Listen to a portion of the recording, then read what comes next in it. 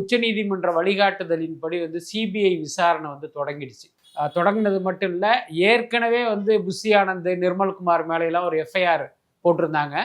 அப்புறம் கரூர் மாவட்ட செயலாளர் மேலையெல்லாம் எஃப்ஐஆர் இருந்தது. அதை அப்படியே இவங்க என்ன பண்ணிட்டாங்கன்னா கேரி ஃபார்வர்ட் பண்ணி இப்போ அதே எஃப்ஐஆர் அடிப்படையில் தான் இவங்களுடைய விசாரணையும் நடக்குது. இப்போ இந்த கட்டத்தில் இந்த மாதிரி விஜய் கரூருக்கு போனால் அது சிபிஐ விசாரணைக்கு ஒரு பாதிப்பை ஏற்படுத்துமா அப்படின்னு ஒரு கேள்வி எல்லாருக்கும் இருக்கு. அதை விஜய் தரப்பிலிருந்து அல்லது தாவேகா தரப்பிலிருந்து அவங்க என்கொயரி பண்ணும்போது சிபிஐ தரப்பில் என்ன பண்ணியிருக்காங்கன்னா, ஓரலாக அஃபிஷியலாக கிடையாது, அன்அஃபிஷியலாக அவங்க சொன்ன விஷயம் என்ன அப்படின்னா, இப்போ எங்கள் விசாரணை நடக்கும்போது நீங்கள் இப்படி ஒரு விஷயம், அதாவது நீங்கள் கரூருக்கு அந்த மக்களை சந்திச்சா அது எங்களுடைய விசாரணையை பாதிக்கும், அந்த தவறை நீங்கள் பண்ணிடாதீங்க, பட் அதை மீறி நீங்கள் பண்ணீங்க அப்படின்னா இப்போ சிபிஐ விசாரணையுடைய முடிவுங்கிறது உங்களுக்கு கூட எதிரானதாக இருப்பதற்கு சூழல் ஏற்பட்டுரும், அதனால அதை நீங்கள் அவாய்ட் பண்ணுங்க அப்படின்னு சொன்னதாக ஒரு தகவல் இருக்கு. நான் நினைக்கிறது என்னன்னா, அந்த அடிப்படையில் தான் அவர் இந்த முடிவை எடுத்திருப்பார் அப்படின்னு நான் நினைக்கிறேன். பட் என்னுடைய தனிப்பட்ட கருத்தாக நீங்கள் கேட்டீங்க அப்படின்னா,